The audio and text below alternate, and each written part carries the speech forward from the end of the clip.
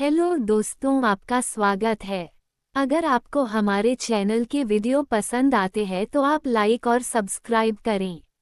महात्मा गांधी 2 अक्टूबर 1869 से 30 जनवरी 1948 तक कार्य उपलब्धियां।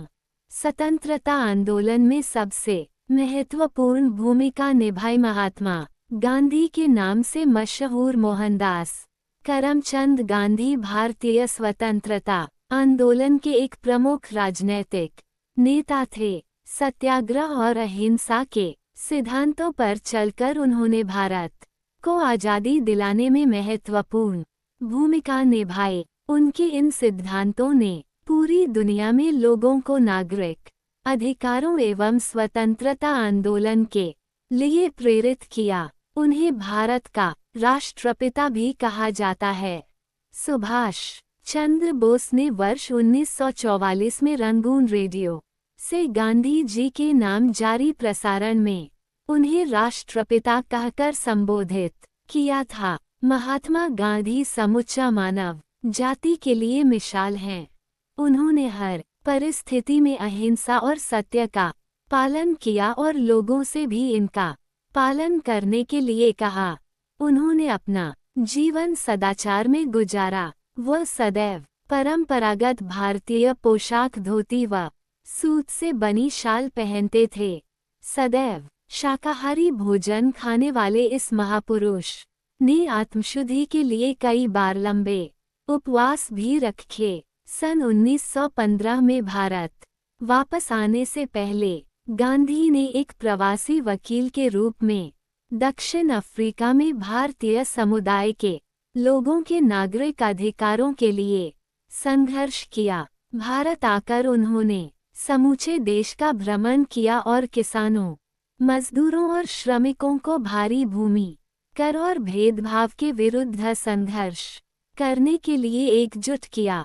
सन 1921 में उन्होंने भारतीय राष्ट्रीय कांग्रेस की बागडोर संभाली और अपने कार्यों से देश के राजनीतिक, सामाजिक और आर्थिक परिदृश्य को प्रभावित किया। उन्होंने सन 1930 में नमक सत्याग्रह और इसके बाद 1942 में भारत छोड़ो आंदोलन से खासी प्रसिद्धि प्राप्त की। भारत के स्वतंत्रता संघर्ष के दौरान कई मौकों पर गांधी जी कई वर्षों तक उन्हें जेल में भी रहे। प्रारंभिक जीवन। मोहनदास करमचंद गांधी का जन्म भारत में गुजरात के एक तटीय शहर पोरबंदर में 2 अक्टूबर सन 1869 को हुआ था। उनके पिता करमचंद गांधी ब्रिटिश राज के समय काठियावाड़ की एक छोटी सी रियासत पोरबंदर के दीवान थे। मोहनदास की माता पुतलीबाई परनामी वैश्य समुदाय से ताल्लुक रखती थी और अत्यधिक धार्मिक प्रवृत्ति की थी, जिसका प्रभाव युवा मोहनदास पड़ा और इन्हीं मूल्यों ने आगे चलकर उनके जीवन में महत्वपूर्ण भूमिका निभाई। वह नियमित रूप से व्रत रखती थी और परिवार में किसी के बीमार पड़ने पर उसकी सेवा शुश्रूषा में दिन रात एक कर देती थी। इस प्रकार मोहनदास ने स्वाभाविक रूप से अहिंसा, शाकाहार, आत्मशुद्धि के लिए व्रत और विभिन्न धर्मों और पंथों को मानने वालों के बीच परस्पर सहिष्णुता को अपनाया। सन 1883 में 13.5 साल की उम्र में ही उनका विवाह 14 साल की कस्तूरबा से करा दिया गया। जब मोहनदास 15 वर्ष के थे तब इनकी पहली संतान ने जन्म लिया, लेकिन वह केवल कुछ दिन ही जीवित रही। उनके पिता करमचंद गांधी भी इसी साल 1885 में चल बसे। बाद में मोहनदास और कस्तूरबा के 4 संतान हुई। हरिलाल गांधी 1888, मनीलाल गांधी 1892, रामदास गांधी 1897 और देवदास गांधी 1900। उनकी मिडिल स्कूल की शिक्षा पोरबंदर में और हाई स्कूल की शिक्षा राजकोट में हुई। शैक्षणिक स्तर पर मोहनदास एक औसत छात्र ही रहे। सन 1887 में उन्होंने मैट्रिक की परीक्षा अहमदाबाद से उत्तीर्ण की। इसके बाद मोहनदास ने भावनगर के श्यामलदास कॉलेज में दाखिला लिया, पर खराब स्वास्थ्य और गृह वियोग के कारण वह अप्रसन्न ही रहे और कॉलेज छोड़कर पोरबंदर वापस चले गए। विदेश में शिक्षा और वकालत। मोहनदास अपने परिवार में सबसे ज्यादा पढ़े लिखे थे, इसलिए उनके परिवार वाले ऐसा मानते थे कि वह अपने पिता और चाचा का उत्तराधिकारी दीवान बन सकते थे। उनके एक परिवारक मित्र मावजी दवे ने ऐसी सलाह दी कि एक बार मोहनदास लंदन से बैरिस्टर बन जाएं तो उनको आसानी से दीवान की पदवी मिल सकती थी। उनकी माता पुतलीबाई और परिवार के अन्य सदस्यों ने उनके विदेश जाने के विचार का विरोध किया, पर मोहनदास के आश्वासन पर राजी हो गए। वर्ष 1888 में मोहनदास यूनिवर्सिटी कॉलेज लंदन में कानून की पढ़ाई करने और बैरिस्टर बनने के लिए इंग्लैंड चले गए। अपने मां को दिए गए वचन के अनुसार ही उन्होंने लंदन में अपना वक्त गुजारा। वहां उन्हें शाकाहारी खाने से संबंधित बहुत कठिनाई हुई और शुरुआती दिनों में कई बार भूखे ही रहना पड़ता था। धीरे धीरे उन्होंने शाकाहारी भोजन वाले रेस्टोरेंट्स के बारे में पता लगा लिया। इसके बाद उन्होंने वेजिटेरियन सोसाइटी की सदस्यता भी ग्रहण कर ली। इस सोसाइटी के कुछ सदस्य थियोसोफिकल सोसाइटी के सदस्य भी थे और उन्होंने मोहनदास को गीता पढ़ने का सुझाव दिया। जून 1891 में गांधी भारत लौट गए और वहां जाकर उन्हें अपनी मां के मौत के बारे में पता चला। उन्होंने बॉम्बे में वकालत की शुरुआत की, पर उन्हें कोई खास सफलता नहीं मिली। इसके बाद वो राजकोट चले गए, जहां उन्होंने जरूरतमंदों के लिए मुकदमे की अर्जियां लिखने का कार्य शुरू कर दिया, परंतु कुछ समय बाद उन्हें ये काम भी छोड़ना पड़ा। आखिरकार सन 1893 में एक भारतीय फर्म से नेटल दक्षिण अफ्रीका में 1 वर्ष के करार पर वकालत का कार्य स्वीकार कर लिया। गांधी जी दक्षिण अफ्रीका में 1893-1914 गांधी 24 साल की उम्र में दक्षिण अफ्रीका पहुंचे। वह प्रिटोरिया स्थित कुछ भारतीय व्यापारियों के न्यायिक सलाहकार के तौर पर वहां गए थे। उन्होंने अपने जीवन के 21 साल दक्षिण अफ्रीका में बिताए, जहां उनके राजनैतिक विचार और नेतृत्व कौशल का विकास हुआ। दक्षिण अफ्रीका में उनको गंभीर नस्ली भेदभाव का सामना करना पड़ा।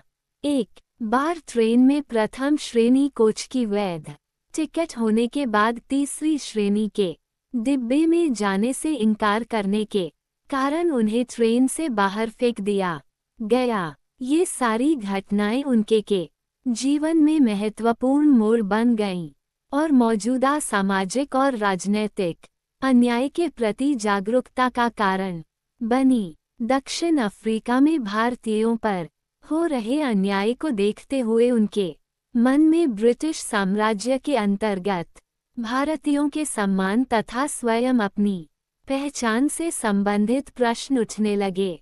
दक्षिण अफ्रीका में गांधी जी ने भारतीयों को अपने राजनैतिक और सामाजिक अधिकारों के लिए संघर्ष करने के लिए प्रेरित किया। उन्होंने भारतीयों की नागरिकता संबंधित मुद्दे को भी दक्षिण अफ्रीकी सरकार के सामने उठाया और सन 1906 के जुलू युद्ध में भारतीयों को भर्ती करने के लिए ब्रिटिश अधिकारियों को सक्रिय रूप से प्रेरित किया। गांधी के अनुसार अपनी नागरिकता के दावों को कानूनी जामा पहनाने के लिए भारतीयों को ब्रिटिश युद्ध प्रयासों में सहयोग देना चाहिए। भारतीय स्वतंत्रता संग्राम का संघर्ष 1916-1945 वर्ष 1914 में गांधी दक्षिण अफ्रीका से भारत वापस लौट आए। इस समय तक गांधी एक राष्ट्रवादी नेता और संयोजक के रूप में प्रतिष्ठित हो चुके थे। वो उदारवादी कांग्रेस नेता गोपाल कृष्ण गोखले के कहने पर भारत आए थे और शुरुआती दौर में गांधी के विचार बहुत हद तक गोखले के विचारों से प्रभावित थे। प्रारंभ में गांधी ने देश के विभिन्न भागों का दौरा किया और राजनैतिक, आर्थिक और सामाजिक मुद्दों को समझने की कोशिश की। चंपारण और खेड़ा सत्याग्रह। बिहार के चंपारण और गुजरात के खेड़ा में हुए आंदोलनों ने गांधी को भारत में पहली राजनीतिक सफलता दिलाई। चंपारण में ब्रिटिश जमींदार किसानों को खाद्य फसलों की बजाय नील की खेती करने के लिए मजबूर करते थे और सस्ते मूल्य पर फसल खरीदते थे, जिससे किसानों की स्थिति बदतर होती जा रही थी। इस कारण वे अत्यधिक गरीबी से घिर गए।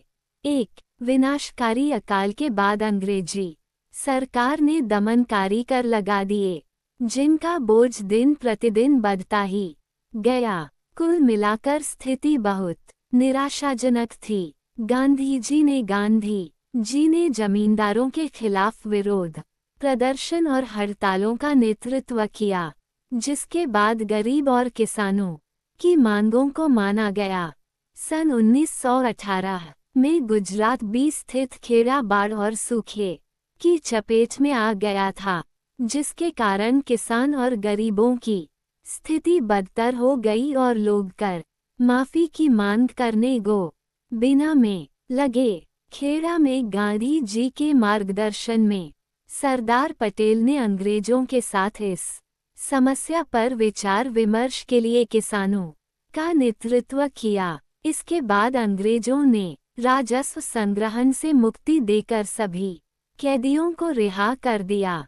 इस प्रकार चंपारण और खेड़ा के बाद गांधी की ख्याति देश भर में फैल गई और वह स्वतंत्रता आंदोलन के एक महत्वपूर्ण नेता बनकर उभरे। खिलाफत आंदोलन। कांग्रेस के अंदर और मुस्लिमों के बीच अपनी लोकप्रियता बढ़ाने का मौका गांधी जी को खिलाफत आंदोलन के भी जरिए मिला। खिलाफत एक विश्वव्यापी आंदोलन था, जिसके द्वारा खलीफा के गिरते प्रभुत्व का विरोध सारी दुनिया के मुसलमानों द्वारा किया जा रहा था। प्रथम विश्व युद्ध में पराजित होने के बाद ओटोमन साम्राज्य विखंडित कर दिया गया था, जिसके कारण मुसलमानों को अपने धर्म और धार्मिक स्थलों के सुरक्षा को लेकर चिंता बनी हुई।